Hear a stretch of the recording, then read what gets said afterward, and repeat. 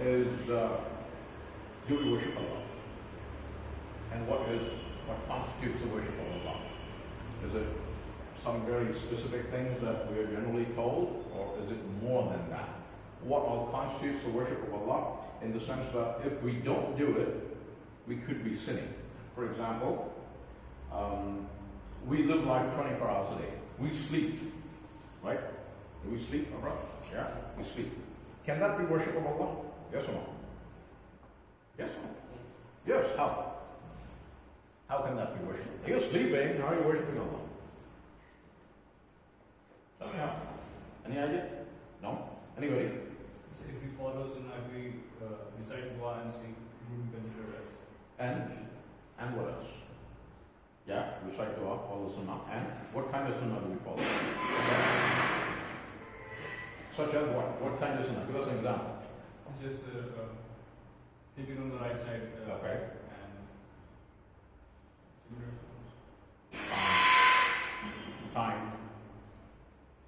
Time, very important, right? Sleeping on time. The Prophet ﷺ apparently hated the practice of staying up after Isha Salah. You know that? Know that? Right? I just didn't have enough time to give the reference of that hadith. But yes, the Prophet ﷺ apparently did not encourage and did not appreciate and did not like staying up after Isha. The Prophet ﷺ would do his Isha and he'd go to bed. Right? Why? Why would he do that? Because his intention, which should be our intention, is to sleep on time and wake up early, hopefully wake up before the Fajr Salah and do some whatever ibadah we can in the last third of the night, if not the full, at least something, whatever we can do, right? This day and age where we, so whatever ibadah we can do, yeah? And Allah subhanahu wa ta'ala said in the Quran that He created the night for rest and He created the day so we can go around work and earn our sustenance, yeah? So if we look at it this way, that Allah created the night for rest, so we're going to rest at night, and Allah commanded us, and the Prophet ﷺ commanded us to wake up early in the morning and worship Him again before Fajr Salah, tahajjud, right? If we have this intention and we sleep, our sleep is ibadah, like you rightfully said, yeah? Yes, that's how sleep is ibadah. But let's say we sleep at whatever time, and we think, you know what, I'm going to sleep now, and I'm going to get up because there's a live game going on somewhere. Some hockey game, football game, whatever game, yeah? And I'm going to go ahead and get up for that game at 2 o'clock in the morning, yeah? I'm going to wake up at 2 o'clock in the morning and watch that game. Will that be ibadah? Yeah? I slept with the intention of waking up and watching a game at 2 o'clock in the morning. Will that sleep be ibadah? Yeah? Will it or will it not? Yeah. No, definitely not. Because what am I doing watching a game? Sure, see, game is a sport, there's no harm in watching it or actually partaking in the sport. Good for health, right? Might even be recommended. But what is the intention of sleeping? The intention of sleeping at that time was that I'm going to go ahead and have some fun, some pleasure. So I slept because of pleasure, not because I should have energy to worship, wake up early and worship my Creator. Yeah? So that way, kind of, if we have that right intention, it's ibadah. But if we don't, it's not ibadah. Now we're either actually not worshiping Allah, or we're in a great doubtful area. Yeah? Okay. So, if we do certain things all the time, consistently, every time, then we worship Allah full time. But let's say we go for salah. Change? Yeah, inshallah, please.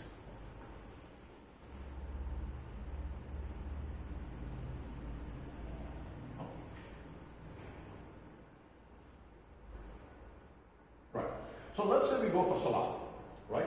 Fajr, Dhuhr, Asr, Maghrib, Isha. But in between the salah, our behavior is such that it displeases Allah, or if the Prophet ﷺ were to be amongst us now, it would displease him. Then will that be worship of Allah? Yes or no? See, we went for Fajr, we came back, and we did certain things between Fajr and Dhuhr that are displeasing to Allah and the Rasul sallallahu alaihi wasallam. Would that be the worship of Allah? No, right? No matter what it is. So if you study, let's say you came back from Fajr and you study, you guys are, you want to be an engineer, what else, right? You're studying. What are you studying for, right? If you're studying with the intention that, you know what, I have a plan, I'm going to do something beneficial to humanity, to this whole earth, yeah? How? I'm going to ensure that, the environment is safe, the roads are safe, designed in a safe manner, the buildings are constructed in a manner that's safe for the environment and to humans. It's a mitigation for hazards, fire, whatever the case may be. Yeah, you're going to utilize this knowledge for the benefit of humanity and any other living creature, plants, animals, whatever else. Right? That's about it. Yes or no? For pure, sure, simple. So everything that you do with that intention is about Allah all the time. But now, why should we? Why should we worship Allah? Who is this thing called Allah? This name, Subhanallah, right? Someone will say. So if we look at it, I mean, we all know this. It's kind of like a reminder to give us the extra importance of why should we worship Allah all the time? Yeah, what is the reason? Why should you? Why can't we just have some? Let's take a break right now. Yeah, you go to college.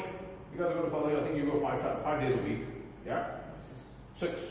So 6 days a week, yeah, over here, and in the US, generally 5 days a week, yeah? So 6 days a week, you get a break. Man, I want a break. Yeah. Just one day off, right? You go to work 5 or 6 days a week, you get 1 or 2 days off, yeah? You want a break. Why don't we take a break from worshiping Allah? Why not? Yeah?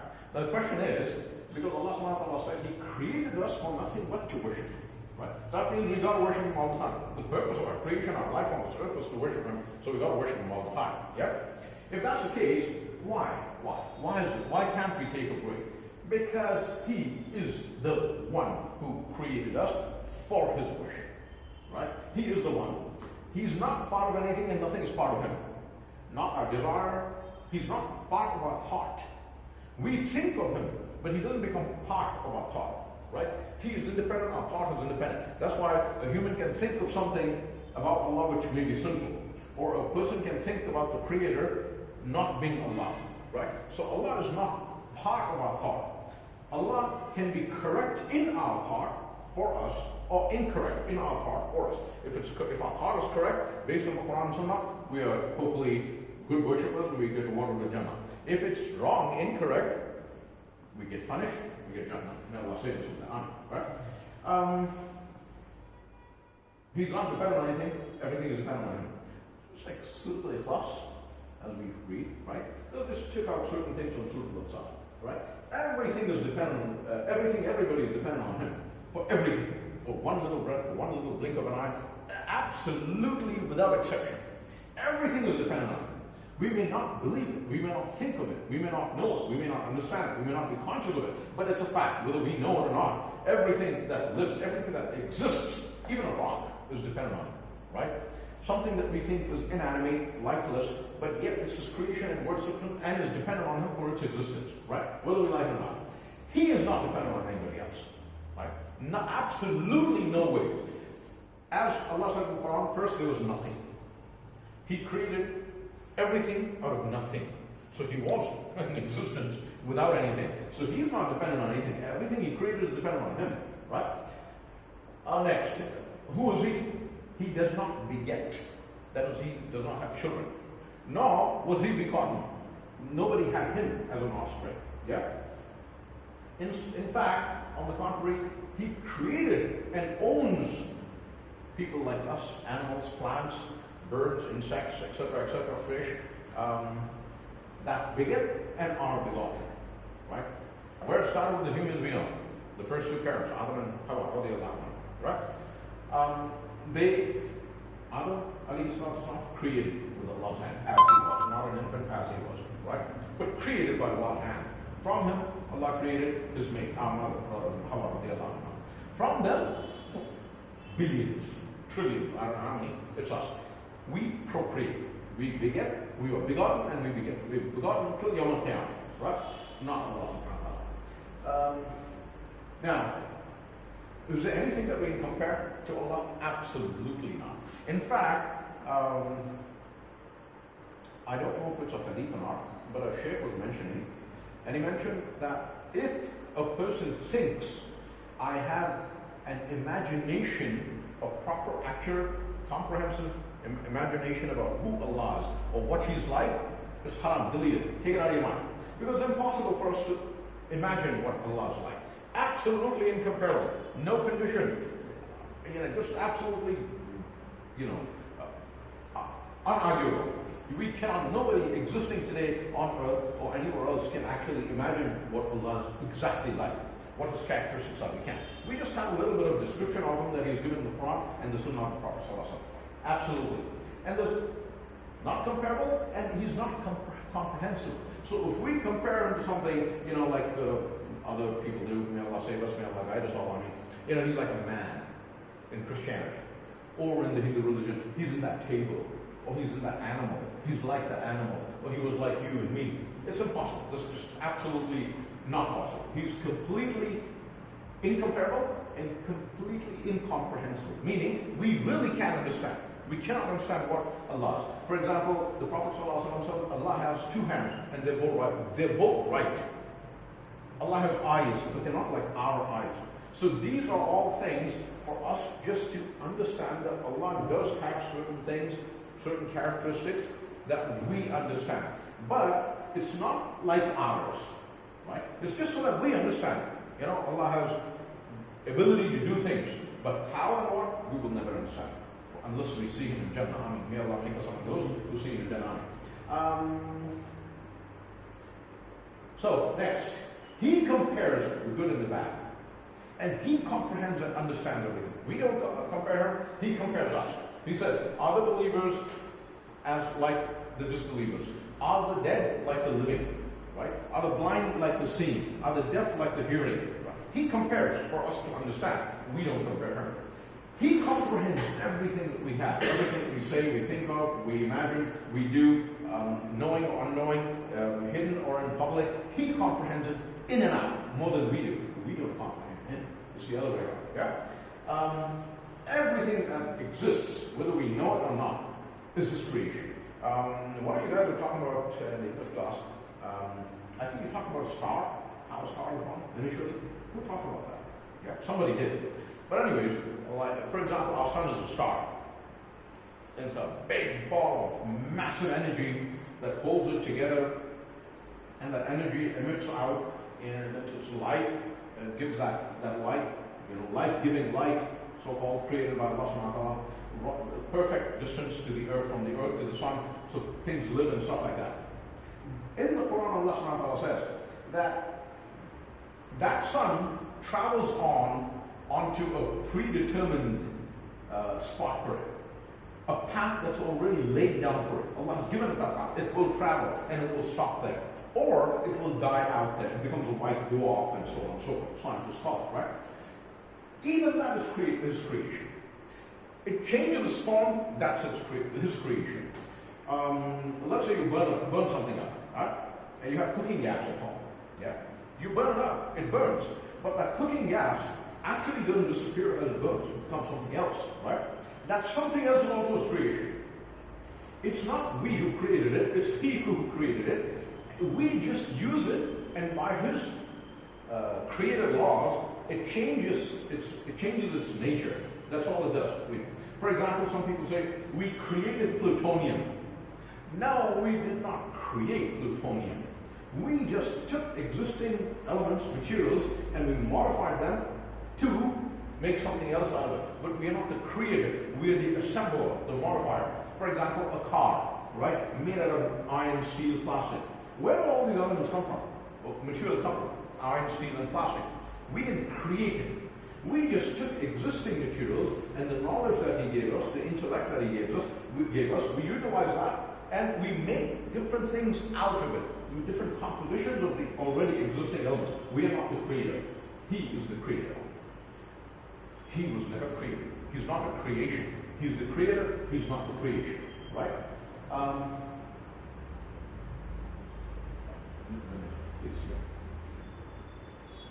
Now, in the middle of all of this, as go along. If there's some input, stop.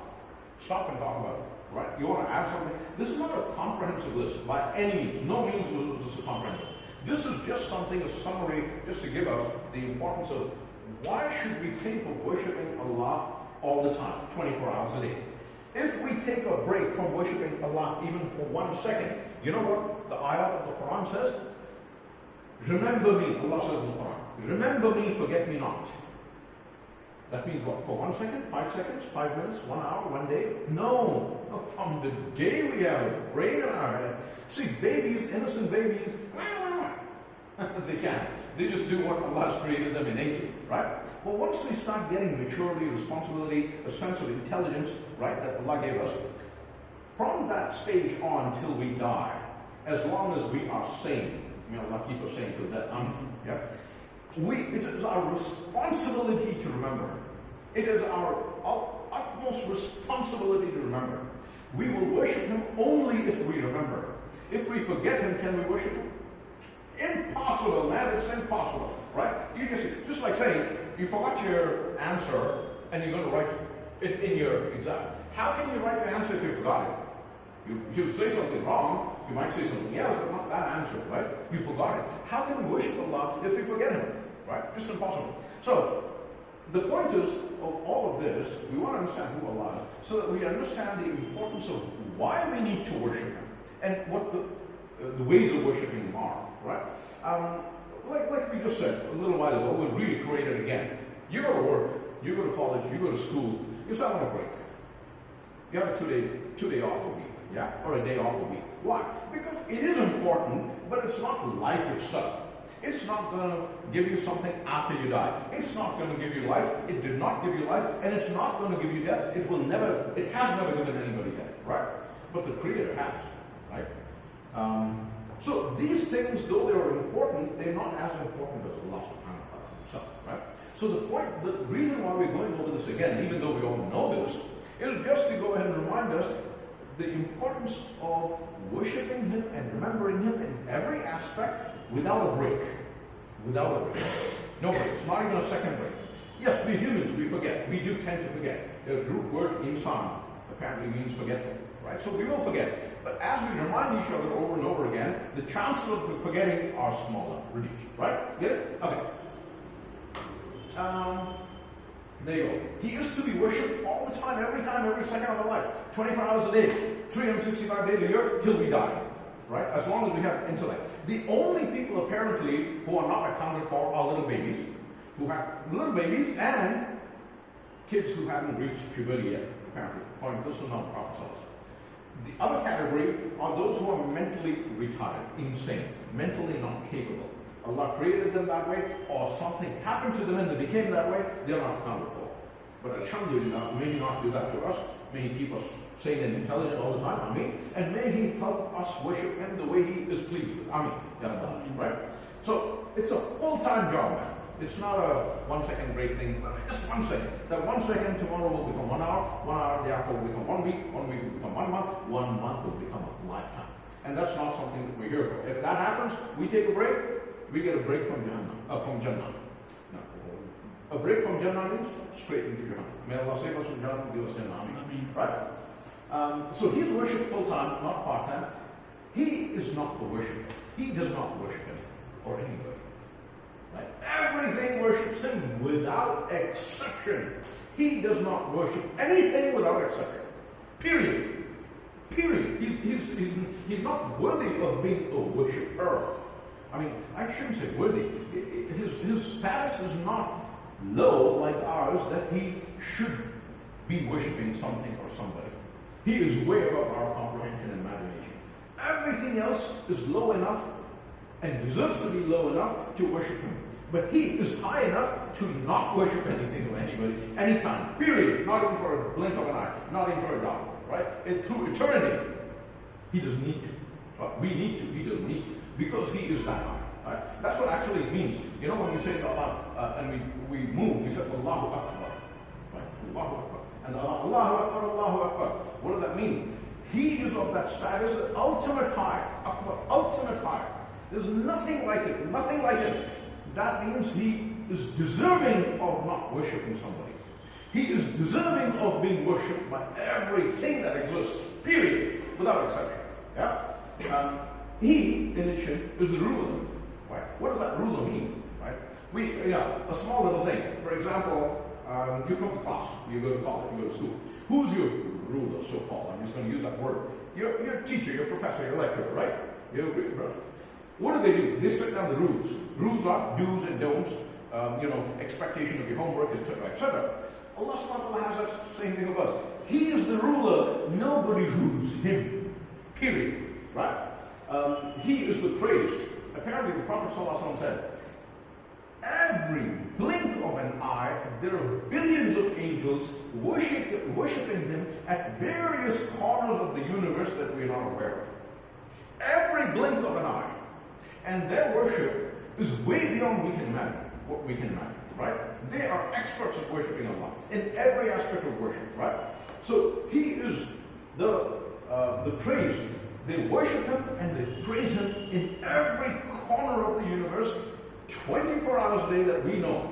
Once we get out of our time system, apparently we can't say 24 hours a day anymore. It's only on earth, this earthly system that He created. Once we get out of there, the time is something that's beyond our comprehension, beyond our framework of understanding, right? Whatever that framework is, angels praise Him. His entire creation praises Him. Apparently there was a hadith where the Prophet ﷺ used to stand on a piece of wood, a log, and he used to give his khutbah. So they wanted to change it. Apparently that log cried, saying, "You are going to get off of me." SubhanAllah. The Prophet ﷺ pacified it by saying, "You will be a tree with me in Jannah." So the log calmed down. You see, we don't understand these things. When we hear the lightning, the thunder, it terrifies us, man. It's like, it's scary. It's like deafening, right? That too is worshipful. It is worshiping Allah. The ants, remember in Surah the story of Sulaiman, right? The ants said to each other, "Oh ants, go back into your homes. Sulaiman and his armies might crush you without being aware that they're crushing you." Right? SubhanAllah, an ant, that small, it knew Allah. They know Allah. They worship Allah. They praise Allah. Right? Except for the jinns and the humans, we have the choice. Some of us don't. May Allah make us among those who praise Him and worship Him all the time, not among those who forget Him, even for 1 second. Yeah? Okay. So He is praised, and He praises His obedient servants. He, out of His generosity, because He created us as His slaves, He praises us. What a good slave of mine. He is pleased with us, with our obedience to Him. Right? He is the master. Right? What does that mean? Again, what does the master do? Kind of like a ruler, master? Yeah? Almost the same thing. He is the master of everything that exists. Everything that exists is His slave. Absolute slave. Right? Of course, there's a lot of overlapping meaning in these, but they're very, very important. Right? He is the commander. What does that mean again? Right? Rule, master, commander. Commander means He has commanded us to worship Him in a manner. Yeah? Commanded us the haram and the halal, the forbidden and the impermissible. Yeah? Sorry guys. So, He commands us to do what to do. For example, He commanded us 5 times salah. Yeah? He could have commanded us 500 times salah. He could have commanded us salah once a year, once a day. He could have commanded us salah once in a lifetime, like He commanded Hajj. Hajj is once in a lifetime for those who can afford it and those who are healthy. Yeah?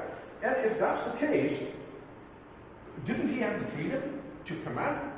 He chose that freedom as He is worthy of that freedom, as He is worthy of giving us that command. He is the only one worthy. He commands us to worship Him in a certain manner. He commands us to stay away from certain things and to do certain things, like with all our will and commitment and devotion. Yeah? He commands us, but nothing commands Him. I can't go and tell Allah, "You tell me to do salah 3 times only. Why did you tell me to do sujood only twice in a rak'ah? I think it will be better if I do sujood to you 5 sujuds and rakah. SubhanAllah. No, that doesn't work that way. He is the commander, he doesn't be commanded. He's not commanded. Yeah? He is the owner of everything. He is the absolute owner of everything. Right? He owns everything. For example, a lot of people say, and yeah, it's logical, it's true. But a lot of people say, just imagine if there was no oxygen on Earth. He owns oxygen and he owns carbon dioxide.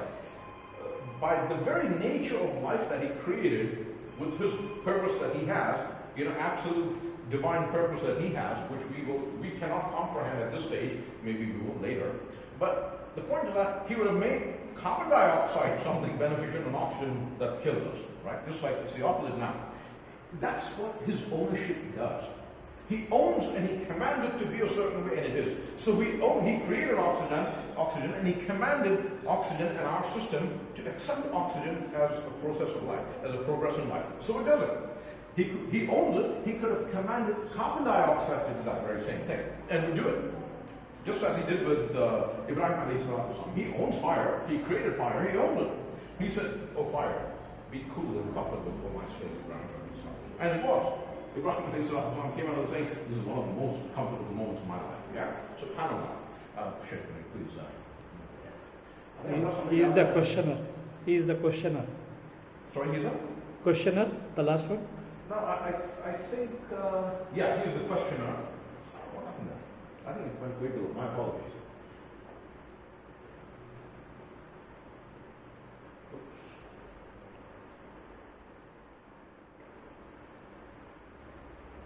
Yeah, he is the questioner, right? So he questions his slaves. He questions the prophets. He'll question our Prophet ﷺ as well.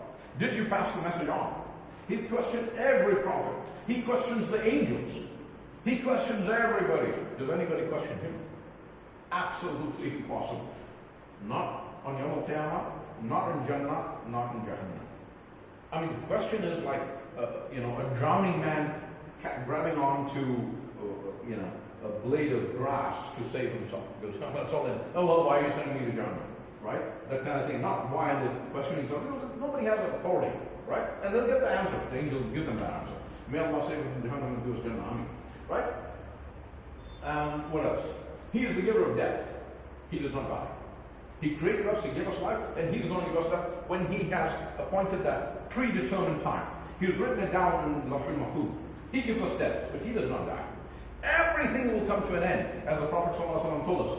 Every single living creature on Yawm al-Qiyamah, when the first trumpet will blow, the second one will blow, etc. Right? During that process, every creature apparently will die. Now there's a difference of opinion in scholars. I'm not going to get into that. I'm not a scholar, I'm not a mufti. But what I'm saying, at the end of the day, principally, fundamentally speaking, every creation will die. He's the only one who lives. Because he is all living. So he lives all the time. He was not created, he was not born, and he doesn't diminish, he doesn't die. So he's not the one who dies. Okay. Did we move one ahead? No. Right. He is the giver. Right? You ask him and he gives. He gave me this breath. He gave you that blink of an eye just now. He gave you that little movement that you needed, your body needed. He gave that thought that just came into your mind. He is the one who gives. No one gives him. He doesn't need. When he wishes or when he plans something, he just says to it be, and it becomes. Right? He gives us, nobody gives to him. He is the one to be obeyed, and he is obeyed all over the universe. In the entire universe, by his entire creation, a small percentage of his creation, a very, very small dot of his creation, that's human and jinn, have the ability to disobey him. Nobody else disobeys him, except for a few humans and a few jinn. May Allah make us among those who are obedient, not disobedient. Right? Yeah, we saw all this. I think there was somebody okay. The next question. Sorry, my apologies. I don't know how to. Oh, yeah. He's the one who's praying too. Yeah. So, everything and everybody prays to him. He does not pray to anybody. He does not pray to the prophets, he does not pray to our Prophet, he does not do anything. He does not need to do anything of that sort. Everything else that exists needs to pray to him. For our very sustenance, for our very survival, we are dependent on him. And how that works for creatures other than humans and jinn, we don't know. Even for jinn, we don't know. For humans, we know a little bit, right? For example, a rock, right? A rock survives the way that Allah created it, in its own characteristic, right? That very nature of its survival and the nature of it being a rock is given by Allah. It is dependent on Allah, right? How it prays to Allah, Allah knows best. But it does. Allah doesn't pray with it. He grants Jannah to his obedient slaves. May He grant Jannah. Ameen, Ya Allah. He created Jannah. He does not go to Jannah or Jahannam. He created Jannah. He administers. He commands his angels to take his slaves to Jannah or to withhold them from Jannah. Right? He owns Jannah. SubhanAllah. He doesn't go there, he owns it. Right? He punishes his disobedient slaves with Jahannam, with hellfire. Right? May Allah save us from Jahannam. Ameen. Ya Allah. Ya Allah. He created Jahannam. And he commands the angels to take his sinful slaves in there and save his obedient slaves from there. Ameen. Ya Allah. May we be among those who are saved from there. Ameen. Should we go to the next one, please?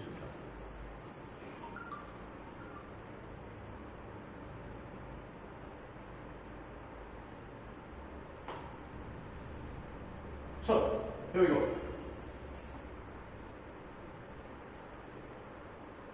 The one to be worshipped, only one, singular, right?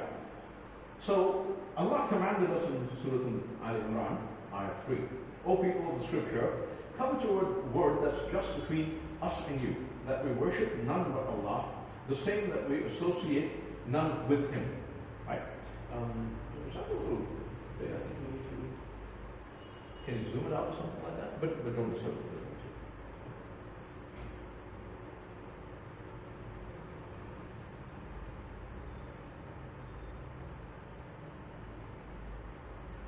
There's something down there. Anyways. Right, there we go. Right? Worship Him alone and do not associate anything else with Him. This is absolute singularity.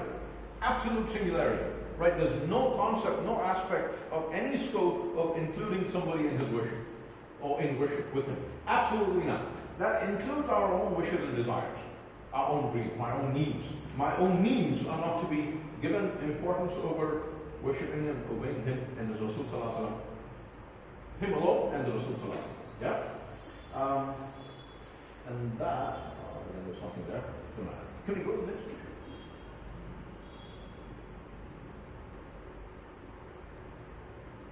I think that would be a major crime.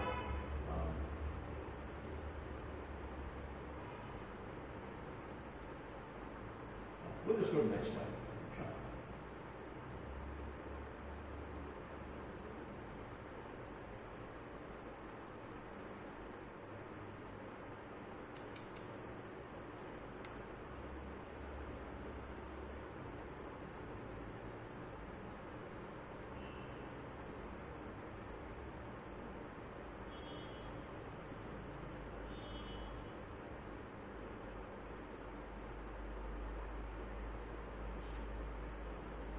You know, have you heard of the word multiverse?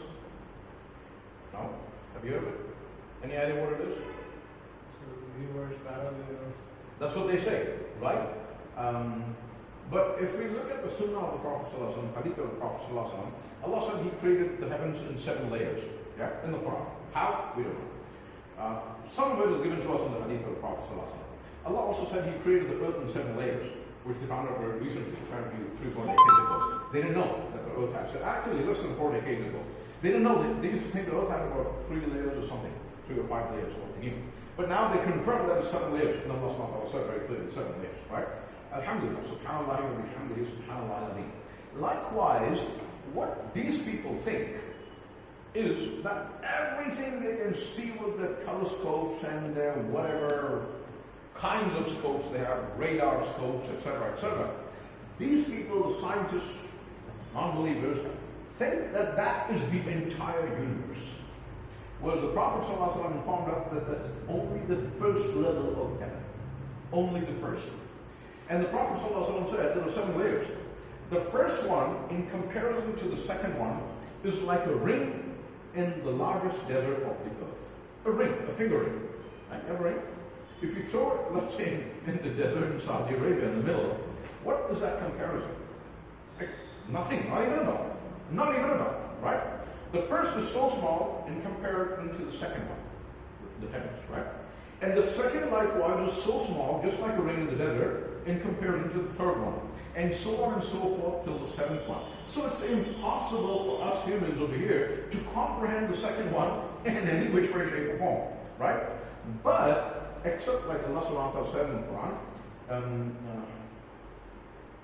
وَلَا يُحِيطُونَ بِشَيْءٍ مِّنْ عِلْمِهِ إِلَّا بِمَا شَاءَ.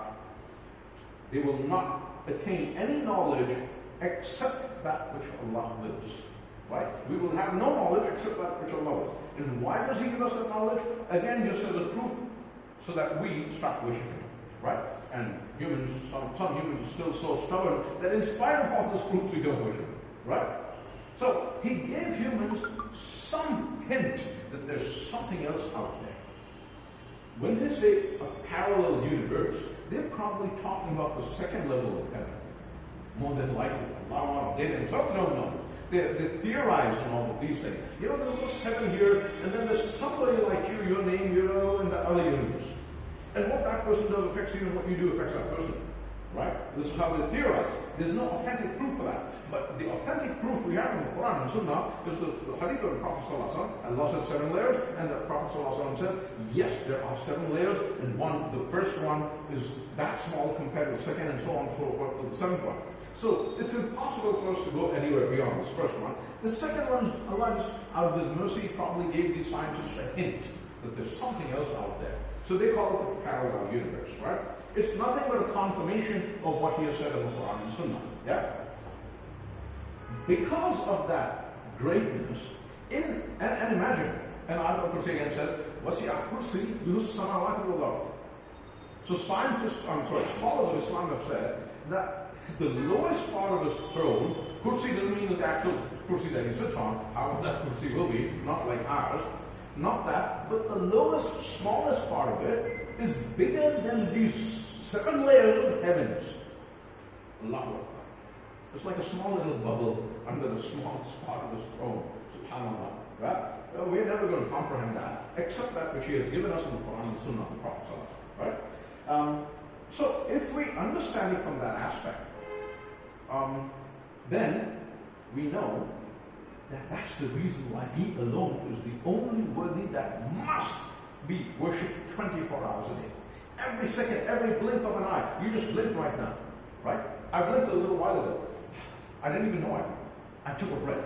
I needed it. I have no idea. But my body needed it to survive. That blink of an eye, it came from Him.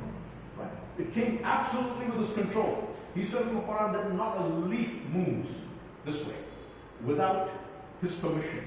Imagine, you know how many blades of grass there are? Humans have no number. If you really go out there and try to count the blades of grass on earth, we won't be able to do it. Impossible.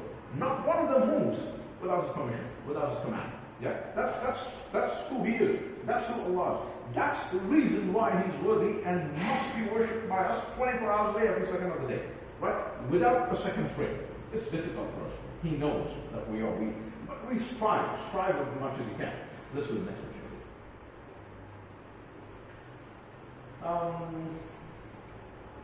So, what are the ways we worship Allah? Right? What we know is what He has told us. So, 5 things we say now. Shahada, first we've got to say La ilaha illallah, Shahada la ilaha illallah, Shahada Muhammad abduhu wa rasuluh. That's the first thing, we've got to say that. Then we've got our 5 times Salah.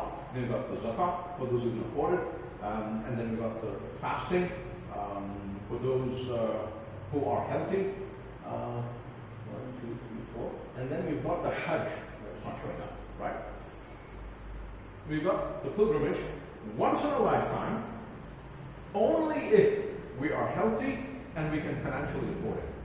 You see, the first 2 are absolutely obligatory, except if a person is mentally retarded. That Allah knows that's between that person and Allah. We're not the judge of that, right?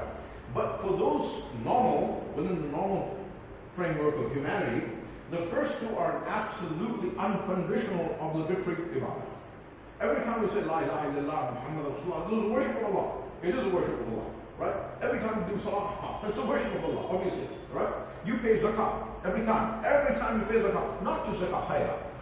Even that is worship of Allah, right? Just out of goodness, kindness. fasting, right? The zakat, fasting, and hajj are all conditional. The first two are unconditional, right? Except, like we said, those who are mentally retarded. But the third, fourth, and fifth are absolutely conditional, meaning you pay zakat only when you have a certain amount of money you can afford it, right? You fast only if your health is good. You are able to fast. You're not sick. You're not going to die if you fast, right? Then don't kill yourself. Allah also said that, right? Hajj, yes, we've got to go for Hajj once in a lifetime. If we are physically able to do so, and we have the money to do so, right? Otherwise, these things are forgiven. We don't have to do that. Right? Even though they're the pillars, we still don't have to do it if we are not able to. But the first two, absolutely done. Just to make sure. And we know these things, don't we? Don't we know these things?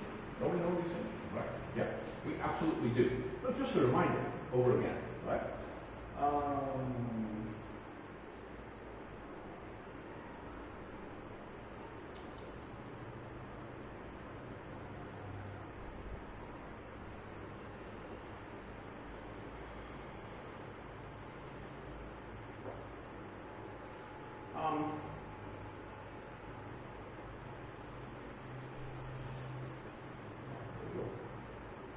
So, is that it?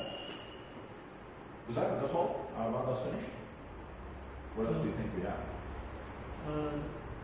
Other things also, like manners, how to behave with others. Absolutely. Absolutely. A smile. You know, I see my young brother in Islam abroad. Maybe he's a little worried about his exam. Allah. You could be, you're a human being. You know, just give him a smile. Don't worry, man. This is ibadah of Allah. I just give him some support as a human being. That's ibadah. I just did ibadah. He smiles back at me and says, thank you. That's ibadah. Whose? Not mine. Allah's. SubhanAllah. Allah created us as social human beings and social animals. Animals, deer, social. What about humans? Right? We got to beat them in the social skills, shouldn't we? Right? This little support thing that Allah created, He created Jama'ah, together, Jama'ah, right? And these are part of those things that help us become one strong body. Yeah? One strong, impenetrable, unweakening body, right? These little acts, that's just a smile, That's it. That's the smile is about it. And there are lots more we can do. The more we do, the better it is. Can we move on? What, anything else, do you think? Anything else?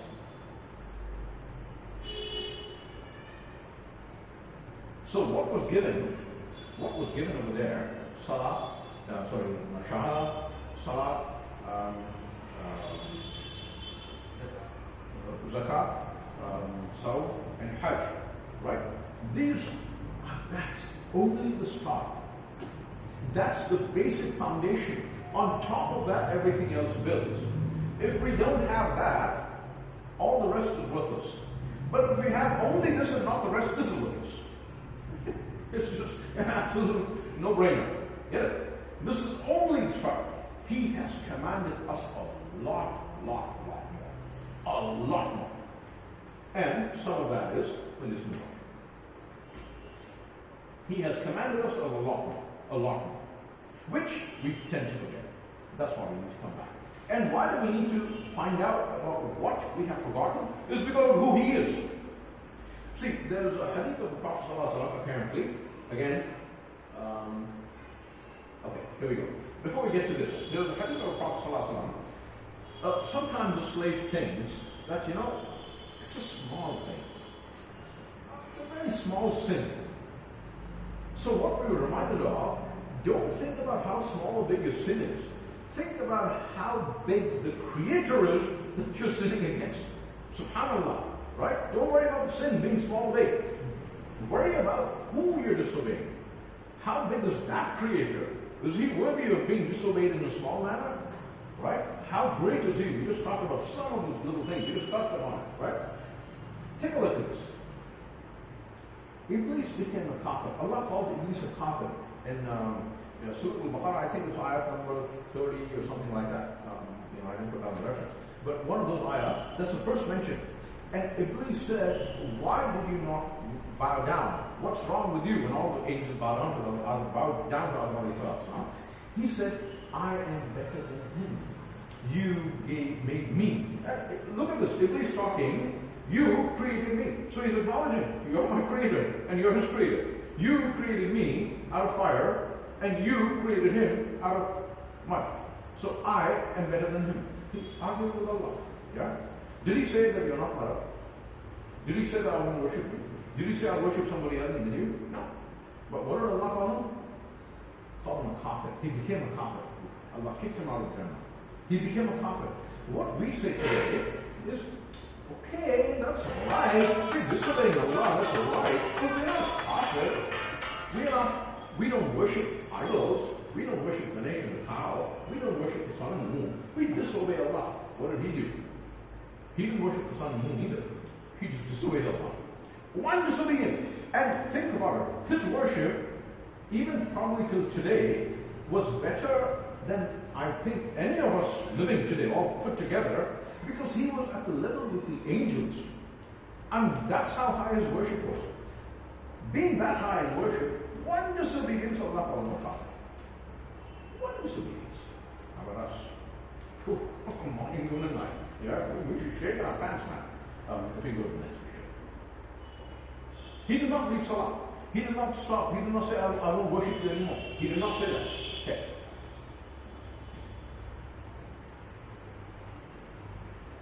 Right. So, obedience to Allah and His Rasul Sallallahu Alaihi Wasallam in every aspect of life. We may think, okay, another very important thing. A lot of shaykhs remind us, and it is a fact. It is a fact, right? A lot of people do say, "Are yaar, deen bhi hai na, dunya bhi hai na." You should have a worldly life and you should have spirituality. Have your Islam where it belongs, then live your life as well. Why do you think Allah sent Islam? What was the reason for us to get Islam? Any idea? Ross, any idea? What is that? Why did Allah send Islam to us in this dunya, in this world? What did He send it for? For what? A way of life. Exactly. That's the way of life. So the deen came for life, man. So life and deen cannot be disconnected. The moment it's disconnected, we become disbelievers.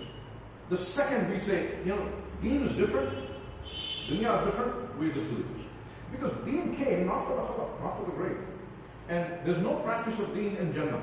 May Allah give us Jannah. Ameen. Or for those who go to Jannah, may Allah save us from Jannah. Do you think they'll have to go, Ashhadu an la ilaha illallah, and do 5 times salah? No. All is done. The moment we die, we go to the grave, salah is finished. No more salah. No more hajj, no more siyam, no more zakat. Nothing, no more Ashhadu an la ilaha illallah. Right? Of course, the angels come and question us in the grave. That's it. After that, we don't do shahada anymore. We just enjoy what Allah gives us. Or, may Allah give us enjoyment, Ameen, save us from punishment, Ameen. For those who suffer the punishment, suffer the punishment. Right? They can say all the shahada they want. It doesn't make anything. Right? No impact, no difference. So, the point is that if we go ahead and look at it from this aspect, that, if I go ahead and not obey Allah or the Rasul Sallallahu Alaihi Wasallam because I have a logical reason, I have a justifiable reason, and lots of times we do, lots of times humans do, but the justification is not valid. No matter what it is, the justification is valid only when it concurs with what Allah gave us in the Quran and Sunnah. That's it. For example, Allah said, "O you who believe, eat of all the good things we have provided for you." In Surah Al-Ma'idah. Except, and He mentioned what not to eat. So you can eat everything. We can eat anything and everything you want. He said, don't eat pig meat, don't eat dead meat, don't eat that which has been slaughtered on somebody else's name other than Allah. Don't drink or eat blood. Things of these type, right? Or something that has fallen down and died, or something that has been bored by another animal. He's given us a pretty detailed description of what we're not supposed to eat. Then He said, except if you are in a state of emergency. What does that mean? You're about to die. Exactly, you have nothing to eat. Let's say you're stranded in the forest. You have nothing to eat. It's been 2 days. You're going weak, right? You got 10 miles to walk. 20 miles to walk, or whatever, you don't know where you're going. Let's say, for example, right? And you've got nothing to eat, you're going to die. All you found is a dead animal. Eat it. Eat it. But don't have a fill. That was tasty. No. You find a piglet or a pig to kill very easily. You kill it right then, eat it. Right? How will you eat it? Eat it so that you don't die. But if you had the opportunity to eat something haram in a situation of emergency, and because of not eating that otherwise haram thing, you die, that's considered suicide. You know that? Allah will burn that person in hellfire for not taking his rahmah. Right? Because he gave this person rahmah. And Allah says very clearly, many times in the Quran, we have set this religion down not to make your life difficult. This religion does not make it life difficult for you. It makes things easy so you walk the straight path, the path to Jannah. Very clearly. Right? So there are going to be some tests and trials. This worldly life is a test and trial. And how to pass those tests and trials, the way we live our life, are given in the Quran and the Sunnah of the Prophet ﷺ. So, all matters, regardless, is the most basic, fundamental form of the worship of Allah. We just unconditionally, sami'na wa ata'na. We hear and we obey. Allah and the Rasul ﷺ, in all matters of life, small or big, doesn't matter. We have to, it's an incumbent responsibility. The moment we start giving excuses, excuses that are not given in the Quran and the Sunnah, then we fall into the same category as Iblis. He gave him, okay, think about it. Logically, now we're not going to get into the fiqh of this, but I'm just saying logically, sit down here. You have fire on one side, right? Burning fire, hot burning fire on one side, and you just have some dirt on this side, this much. Which one do you think is, what should I say, more fearsome? The fire or dirt? Fire. Yes. Fire. Who will fire, obviously, right? So if you look at it, Iblis's logic at our level may have been valid, but it's invalid when it comes to the command of Allah. Allah commanded you shut your mouth and do it. Yeah? That's what you're supposed to do. Whether it's big or small, doesn't matter. Okay? Now, what happens a lot of times, for example, you get to put extreme. This is a little too extreme. Come on. You know, why should you be this long? Why don't you just trim it? And this much. Or this much. Or this much. Or just have a chat. It doesn't look good. Thousands of times it's going to be said to you. Right? I've heard this, I don't know how many million times. It just, come on, just this much, or this much. And people that will be shocked, shouldn't be saying this. I want people to say, aren't these excuses? Yes, they are. Why? Because, you know, he won't like it, she won't like it, they won't like it, them won't like it. My father doesn't like it, my mother doesn't like it, so and so doesn't. Yeah? Isn't that an excuse? Just like Iblis said, I think I'm more stronger, powerful, or whatever, better than him. So why should I bow down to him? He should bow down to me. And I've already been worshipping you at that level. He had all the logic he wanted. Nothing good. Logic doesn't work. Allah's command is about everything. Right? So if somebody says, you know, in this area, let's not be extreme. That's selective obedience. And selective obedience is definitely equal to disobedience. So don't think that because I'm doing salah 5 times, I do my fasting, I do my hajj, I do my zakat, I do my kalma, shahada, and all these things, now I have the right to disobey Allah. No, my friend, we don't. Our duty to worship Allah only started because of those 5 things. It started because of those 5 things. The kafir is free because they didn't start there. They haven't taken that orientation yet, right? So whether they drink alcohol or not, doesn't matter to them, does it? Really? Because Allah going to say, why did you drink alcohol? When did you have it? No. She didn't worship Allah. She didn't worship Allah. So she's going to go to Jahannam anyway. So what does alcohol have to do with it? But if we drink alcohol, that's a bad thing, isn't it? You agree? Yeah? So these obedience factors are for the Muslim, not for the non-Muslim. Actually it is, right? Of course, non-Muslims do most of these things sometimes because they're naturally good things. Get it? But being a Muslim, we're supposed to do these things all the time because we've started with those 5 basic fundamentals. Shahada, Salah, Saum, Zakat, and Hajj. We started with those. Yeah? Because we do those, we are bound by that very contract to obey Allah in everything all the time, small and big. We have no exceptions. The kafir is not accountable for these things because he or she is accountable for way bigger things than that. Worshipping other than Allah, not worshipping Allah. Yeah? You understand? Makes sense?